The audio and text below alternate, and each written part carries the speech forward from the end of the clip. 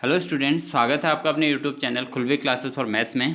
Students, आज का जो हमारा टॉपिक है, ये टॉपिक है हमारा उत्तराखंड सरकार के द्वारा जो नई एसओपी जारी की गई है, जो नई गाइडलाइंस जारी की गई है कोरोना के द्वितीय लहर को लेकर। जो कुछ नियम बनाए गए हैं, वो नियम क्या क्या हैं आखिर, उस पर आज हम डिस्कशन करने वाले हैं।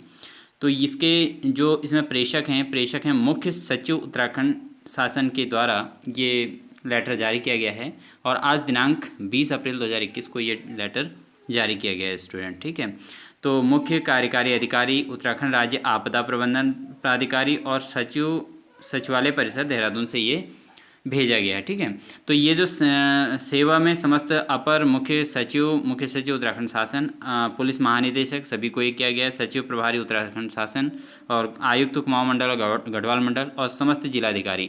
तो इससे ये शो हो रहा है कि ये पूरा का पूरा जो लेटर है पूरे उत्तराखंड के सभी विभागों के लिए है। तो इसके अंतर्गत जो गाइडलाइंस होंगी ये भी सभी विभागों से मिली जुली लग रही हैं। तो इसका जो मेन टॉपिक है वो है कोविड-19 संक्रमण की दूसरी लहर से रोकथाम के संबंध में। ठीक है स्टूडेंट, तो दूसरी लहर तो बहुत तगड़ी है, ये कोरोना ने तो बड़ा दुखी कर रखा है। तो पूरे देश में ही ये हालात हो रहे हैं, लेकिन अभी उत्तराखंड भी इससे जूझता हुआ नज़र आ रहा है। तो इससे निपटने के लिए क्या हमें प्रिकॉशंस करनी है और क्या हमें चेंजेस करने हैं अपने आप में, इस पर सरकार ने एक गाइडलाइन तैयार की है। तो कहते हैं कि उत्तराखंड राज्य में कोविड-19 संक्रमण के मामलों में हो रही अप्रत्याशित वृद्धि को दृष्टिगत रखते हुए संक्रमण की रोकथाम हेतु पूर्व में पारित आदेश संख्या दिया गया है दिनांक 30 मार्च 2021 और आदेश संख्या 12 अप्रैल 2021 में आदेश संख्या 15 अप्रैल 2021 और 19 अप्रैल 2021 को अतिक्रमित करते हुए निम्नानुसार संशोधित दिशा निर्देश पारित किए जाते हैं। तो स्टूडेंट्स में आप देखिए, पहला पॉइंट क्या कहा गया है, समस्त धार्मिक, राजनीतिक और सामाजिक आयोजनों, विवाह इत्यादि के अनुगत व्यक्तियों की संख्या 100 से अधिक नहीं होगी। महाकुंभ मेले में जो हरिद्वार वाला क्षेत्र है उसके एसओपीज को 22 जनवरी 2021 के अनुसार उन्होंने यथावत रखा है। हरिद्वार कुंभ मेले को, चूँकि एक हमारा सांस्कृतिक मेला है और हमारे राज्य का महत्वपूर्ण मेला माना जाता है ये कुंभ का मेला, और पूरे देश के लिए बहुत ही विशेषकर देश विदेश से यहाँ जो है साधु संत और सभी लोग जो भक्तजन होते हैं वो वहाँ पर स्नान करने हेतु आते हैं। तो ये उनके लिए गाइडलाइन जो बनी हुई है वो 22 जनवरी के आधार पर ही यथावत रहेंगी। लेकिन अन्य जिलों के लिए और अन्य क्षेत्रों के लिए क्या गाइडलाइन जारी की गई है, देखिए इस पर चर्चा करते हैं। सार्वजनिक वाहन, बस, विक्रम, ऑटो रिक्शा इत्यादि में 50% यात्री क्षमता के साथ ही संचालित होंगे। समस्त सिनेमा हॉल, रेस्टोरेंट और तथा बार 50% क्षमता के साथ ही संचालित होंगे। समस्त जिम, स्विमिंग पूल और स्पा पुनः बंद रहेंगे। तो जिम हो गए, स्विमिंग पूल हो गए, स्पा हो गए, ये पूर्णतः बंद रहेंगे। इसके अलावा राज्य सरकार के अधीन, देखिए स्टूडेंट्स, ये हमारे लिए मोस्ट इम्पॉर्टेंट पॉइंट है यहाँ पर। ख़ास तौर पे स्टूडेंट्स या डिग्री कॉलेज या पॉलीटेक्निक, बीटेक, इंजीनियरिंग जो भी कोर्सेज कर रहे हैं सभी कोर्सेज के लिए इन्होंने दिया है। राज्य सरकार के अग्रिम आदेशों तक राज्य अवस्थित समस्त सरकारी शिक्षण संस्थान, प्राथमिक, junior high school, intermediate, boarding school, degree college, polytechnic, ITI और कोचिंग इंस्टीट्यूट बंद रहेंगे तथा ऑनलाइन के माध्यम से अध्ययन कार्य संपादित किए जाएंगे। तो यहाँ पर ये इन्होंने स्पष्ट लिख दिया, आज 20 तारीख की ही न्यूज़ है। तो इसमें ये कह दिया कि इसमें जो है अग्रिम आदेशों तक, जब तक कोई नया आदेश नहीं आता तब तक जो है समस्त शिक्षण संस्थान जो प्राथमिक हो, चाहे जूनियर हो, चाहे हाई स्कूल हो, इंटरमीडिएट हो, बोर्डिंग स्कूल हैं, डिग्री कॉलेज हैं, पॉलीटेक्निक हैं, आईटीआई हैं, कोचिंग स्टूडेंट हैं, ये सब बंद रहेंगे और ऑनलाइन के माध्यम से अध्यापन कार्य किया जाएगा। तो ये इन्होंने मेन पॉइंट कह दिया है स्टूडेंट। तो इसके अलावा आगे इन्होंने क्या कहा है, इसके अलावा कहते हैं कि शहरी क्षेत्र के अंतर्गत आने वाले जरूरी और आवश्यक सेवा प्रदाता व्यापारिक प्रतिष्ठानों को छोड़ते हुए अन्य सभी संस्थान प्रत्येक दिन दोपहर 2 बजे से बंद किए जाएंगे। तो देखिए ये ऐसे संस्थान हैं, जरूरी आवश्यक कार्य वाले जो संस्थान हैं उनको जो है इन प्रतिष्ठानों को छोड़ते हुए अन्य जगहों पर क्या है 2 बजे से ही उन ऑफिसों को बंद कर दिया जाएगा। संपूर्ण राज्य में प्रत्येक रविवार को पूर्णतः कर्फ्यू रहेगा। तो ये क्लियर कर दिया कि पूरे राज्य में, पूरे उत्तराखंड के अंतर्गत रविवार के दिन पूरा कर्फ्यू रहना है भाई। ठीक है, तो पूर्णतः बंद रहेगा। साथ ही सप्ताह के अन्य 6 दिनों में सायं 7 बजे से प्रातः 5 बजे तक रात्रि कर्फ्यू रहेगा, यानी कि रात के समय में कोई बाहर आवागमन ज़्यादा नहीं होगा। इस दौरान व्यक्तियों की आवाजाही पूर्णतः प्रतिबंधित रहेगी। साथ ही नियम की गतिविधियों में छूट हेतु छूट प्रदान की जाती है। जिन औद्योगिक संस्थानों में कई पारियों में कार्य होता है तो वह कर्मचारियों को आवागमन हेतु छूट रहेगी। देखो फ्रेंड, स्टूडेंट्स, इसमें क्या होता है कि इसमें बहुत सारे संस्थान ऐसे हैं जहाँ पर कंपनीज हैं, जैसे आपके रुद्रपुर में हैं, हरिद्वार में हैं और यही काशीपुर में। तो ये वाले एरिया में जो जो जहाँ कंपनियाँ हैं, देहरादून में बहुत, सेलाकोई में बहुत सारी कंपनियाँ हैं जहाँ पर लोगों की शिफ्ट चलती हैं। तो ABC 3-3 शिफ्ट चलती हैं 8-8 घंटे की, 24 घंटे में 8-8 घंटे के हिसाब से शिफ्ट चलती हैं। तो कुछों को छुट्टियाँ जो उसमें छुट्टी होती है रात 10 बजे भी होती है, 11 बजे होती है, तो उनके लिए ये छूट रहेगी कि वो अपनी ड्यूटी से आवागमन कर सकते हैं वापसी। राष्ट्रीय और राज्य राजमार्ग पर आपातकालीन परिचालन हेतु व्यक्तियों और सामानों की आवाजाही चलती रहेगी। मालवाहक वाहनों की ये चलता रहेगा, मालवाहक वाहनों का जो सामान इधर उधर ढोते हैं। बसों, ट्रेनों, हवाई जहाज़ से उतरने के बाद अपने गंतव्य, अपने घरों पर आने की छूट रहेगी। शादी से संबंधित समारोहों के बैंक्वेट हॉल, सामुदायिक हॉल और विवाह समारोह में संबंधित व्यक्तियों, वाहनों की आवाजाही हेतु निर्धारित समय से प्रतिबंधों से छूट दी जाती है। तो ऐसा नहीं कि सरकार ने एकदम से बिल्कुल सभी को परेशान नहीं किया है। सरकार का मकसद ये है कि परेशानी ना आए, लेकिन कोरोना से भी बचा जाए। तो इसलिए उन्होंने ये कहा कि शादी ब्याह जो आजकल हमारे फंक्शन हो रहे हैं, शादी ब्याह से रिलेटेड बहुत काम इस समय, इस सीज़न है, तो इस स्थिति में उन्होंने उसको भी प्रतिबंधित नहीं किया है।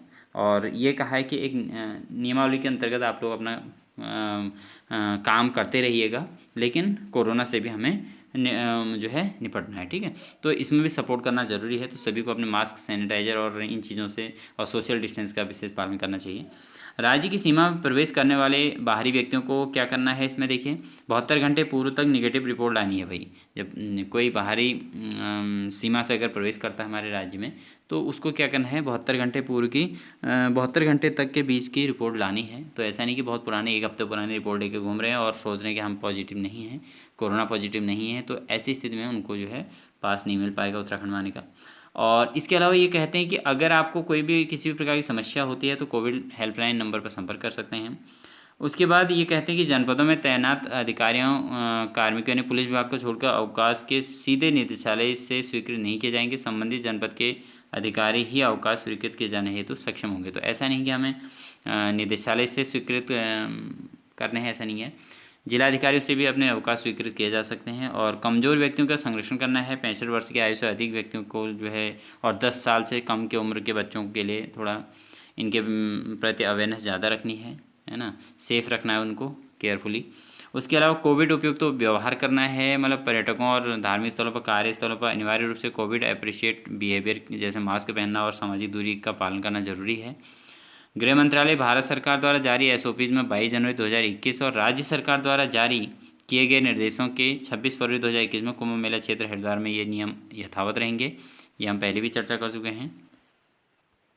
इसके अलावा फ्रेंड, इन्होंने कहा है कि जो 14वां पॉइंट इन्होंने दिया है कि उक्त आदेश के उल्लंघन की स्थिति में संबंधित के विरुद्ध जिला प्रशासन द्वारा आपदा प्रबंधन अधिनियम 2005, ठीक है, तो एपिडेमिक डिजीज एक्ट 1897 में भारतीय दंड संहिता तथा अन्य अधिनियमों के सुसंगत धाराओं के अंतर्गत कार्यवाही अमल में लाई जाएगी। तो इट मीन्स अगर कोई इस नियम को फॉलो करता हुआ नहीं दिखता है या लापरवाही करता हुआ दिखाई देता है तो उसको दंडित किया जा सकता है सरकार के द्वारा।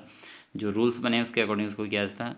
उपरोक्त आदेश दिनांक 21 अप्रैल 2021 से अग्रिम आदेशों तक प्रभावी रहेंगे। तो इट मीन्स आपने जो अभी देखा था शिक्षण संस्थान वाली बात भी थी, तो हो सकता है क्योंकि कल से ही ये शिक्षण संस्थान बंद करने की बात हो सकती है, क्योंकि 21 तारीख से ये एक्टिव हो जाएगा ये आदेश जो है।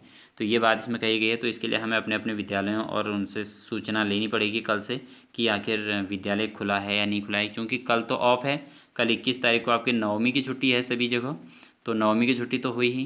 तो उसके अलावा फिर आपको 22 तारीख से ये क्लियर करना होगा कि विद्यालय आना है नहीं आना है। तो स्टूडेंट्स आपको ये उसके अलावा जो है इसमें ये कहते हैं कि यही बात कही गई है कि 21 अप्रैल 2021 से ये अग्रिम आदेशों तक प्रभावी होंगे। तो जब तक सरकार का कोई नया आदेश नहीं आता तब तक यही नियम फॉलो होंगे कह रहे हैं। तो इसके लिए हमें क्या करना है, कल की नवमी की छुट्टी को तो देखना है। उसके बाद परसों जब आप 22 तारीख को विद्यालय आने की बात होगी तो उसके लिए आपको अपने अपने स्कूलों में संपर्क करके अपने अध्यापकों से क्लास टीचरों से, अपने स्कूल प्रिंसिपल सर से, किसी से भी आप संपर्क कर सकते हैं और ये क्लेरिफाई कर सकते हैं कि हमें विद्यालय आना है नहीं आना है स्टूडेंट। तो ये जानकारी आपको लेके ही विद्यालय के लिए कदम उठाना है।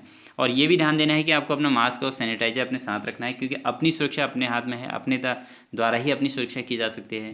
क्योंकि सोसाइटी में आप अपने आप को नहीं बचा पाएंगे अगर ऐसी स्थिति उत्पन्न होती है, और फिर उसके बाद अपने आप को बचाना मुश्किल हो जाएगा। इसलिए आप अपने मास्क और सैनिटाइजर अपने साथ रखें और कंटिन्यू मास्क पहन के ही चलें, और किसी से सोशल डिस्टेंस रखें, दूसरों से हाथ नहीं मिलाएं।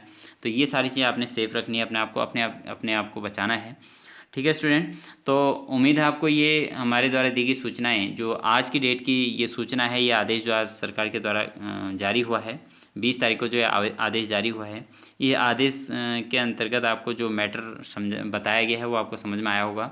और इसी तरीके के जो भी सूचनाएं आपके पास हमारे पास पहुंचेंगी उसको हम आप तक शेयर करते रहेंगे और आपको अपडेट करते रहेंगे।